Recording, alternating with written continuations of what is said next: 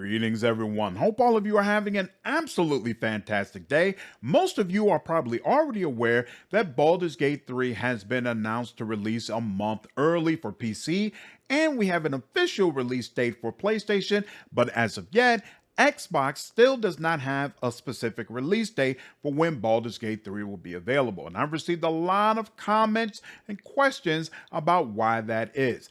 IGN has a new article that really unpacks this entire situation, so I think it's going to be worth us going over. But just to cover this briefly, most of you should already know this, but I know a lot of people play PC, so maybe they don't. Xbox, their next gen hardware, it's two different versions that you can purchase. There's the Xbox Series S, which is the lower end version and only costs around $300, but the specs aren't nearly as good as what you can get from the Xbox Series X, which costs $500 and has specs that is much closer to what you could expect to get when playing the PS5. Hopefully that all makes sense. We'll go through this article now, and I'm going to provide my own thoughts regarding the overall situation. At the end of this video, leave your comments down below. Let me know what you think. Microsoft engineers helping get Baldur's Gate 3 split screen working on Xbox Series S. And this is written by Wesley Yin-Poole. Wesley, you did a fantastic job. I think this article answers a lot of the questions that people have. And of course, I'm going to leave a link to the article down in the description below. Now, this article wastes absolutely no time getting to the heart of what the issue is. The truth has to do with Larian's ongoing struggle to get Baldur's Gate 3's two-player split-screen co-op running well enough on Xbox Series S, which again is the lower-end platform. In addition, a Microsoft policy that enforces gameplay feature parity across Xbox Series X and S is also to blame. This means Larian cannot release Baldur's Gate 3 on any Xbox Series console until it's optimized split-screen co-op on the S to the point it hits the quality bar it needs to satisfy players. So I think it's very important to know this is not really about gameplay. Right? It's not about whether or not the game works on the system. It's not about whether or not people could pick up a controller and be able to play through the entire game. It's this one specific feature that Xbox has provided that they feel like any developer who makes a game for their platform should be able to provide. Now, this brings up some obvious questions. Why not just release Baldur's Gate 3 on Xbox Series X, ditching the S altogether? Why not ditch split-screen co-op on the Xbox Series S version? In both cases, Microsoft will not allow this. Now, you might also ask, why not make the decision to cut split-screen co-op entirely from the Xbox Series version of the game, especially considering that Baldur's Gate 3 is considered to be a predominantly single-player game anyway, and Microsoft's own studio, 343, scrapped the feature for Halo Infinite last year. The problem is, Microsoft is not keen on a multi-platform game launching on Xbox without features that are available on PlayStation. In addition to that, there's concern that Larian would face backlash from Xbox players, especially those who own a Series X, which of course would be fully capable of handling this feature. And therefore, it kind of seems like neither Larian nor Microsoft want to move forward with that option. So Larian's stuck. And that's what it is at the end of the day. They're stuck, and they have to figure out how to make this feature work on both platforms with the game as massive as Baldur's Gate 3. I don't know if you all saw the news from earlier today, but it's been confirmed Baldur's Gate 3 is a 200-hour game. 100 hours if you decide to just go through the main story. Insane.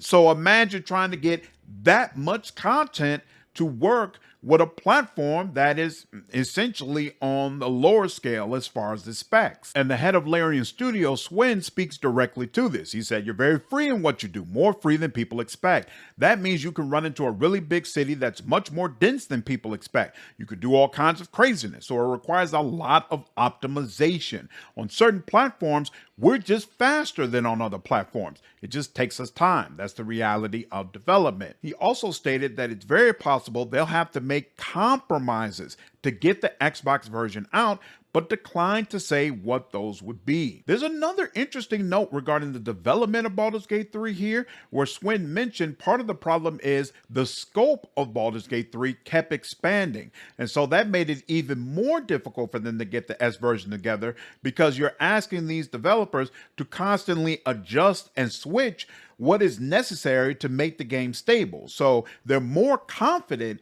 that they'll be able to do it properly now because the game is in a stable, at least somewhat final state. So the developers have a much better idea of the type of work that'll be necessary to make the game work on Xbox. And then next, IGN writes the words that I think pretty much all of us are thinking, and that is readily apparent to anybody viewing this situation.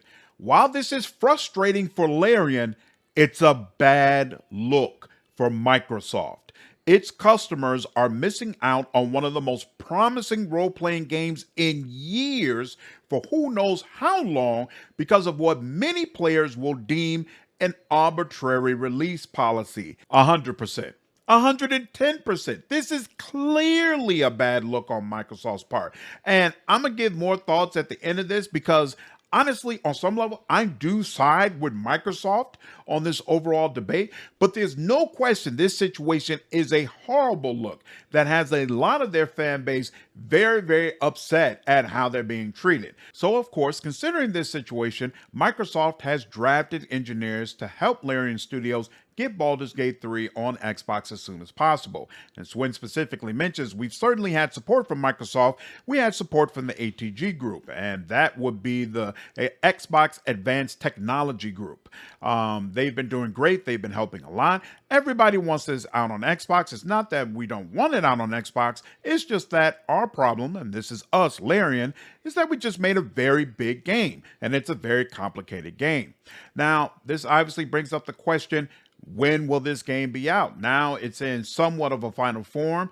Microsoft engineers are assisting. You're, I would assume, able to devote more engineers towards the Xbox version specifically. So what is the time frame when you think you'll be able to release it? And Swen basically says, our ambition is definitely to get it ready for this year. Our teams have been working on this for quite some time, and they're pissed off themselves that they didn't manage to do it.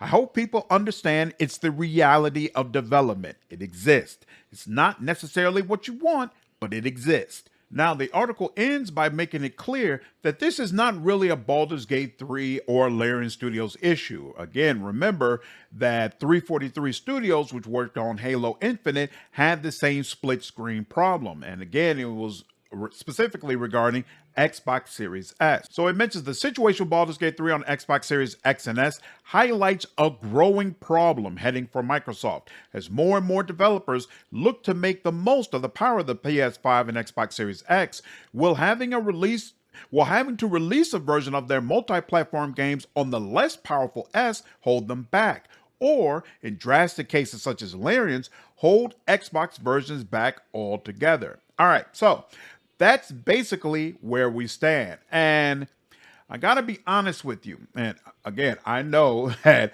this is going to piss off some of the people who own the Series X, but I kind of side with Microsoft on this.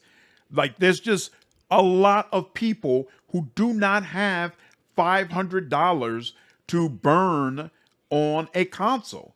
There's a lot of people who could just barely get that $300 out of their pocket. So to put them in a situation where I don't have the money for this $500, and that means that core features are not going to be available to me on major games, I don't think that makes sense.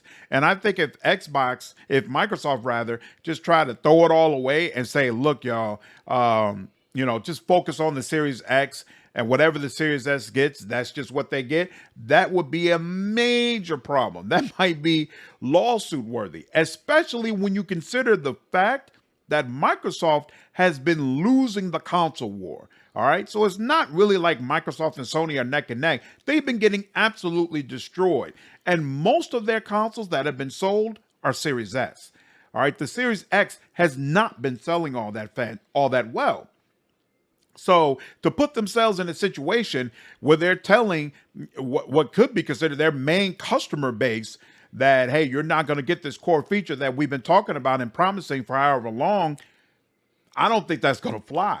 I don't think it's going to fly at all. And I'm not necessarily against trying to, again, cater to people who just don't have the money to buy these higher end consoles. I know for those people who did shell out the $500 for Series X, this is an extremely frustrating situation. And honestly, it makes it look even more like if you're a high end gamer who really wants the very best, most highest quality games, PlayStation is where you should be going, because any game you get on Xbox is going to also have to cater to this lower end console. And so it's just a bad situation overall. It's just a bad situation. It almost feels like it wasn't well thought out in the beginning, and now I think Microsoft is just stuck. There's just stuck. There's just no way around this. They mentioned in this article that the hope is after developers get through this first round, that the next games they make, well, they'll make them with this limitation in mind. And so it'll be much easier to develop games for it. I don't think that's true at all. To be completely honest with you, I don't think that's true. Like, let's look at the situation, especially a studio like Larian Studios, who really puts a lot of emphasis on the PC and making sure that they pull all the power they can out of the PC.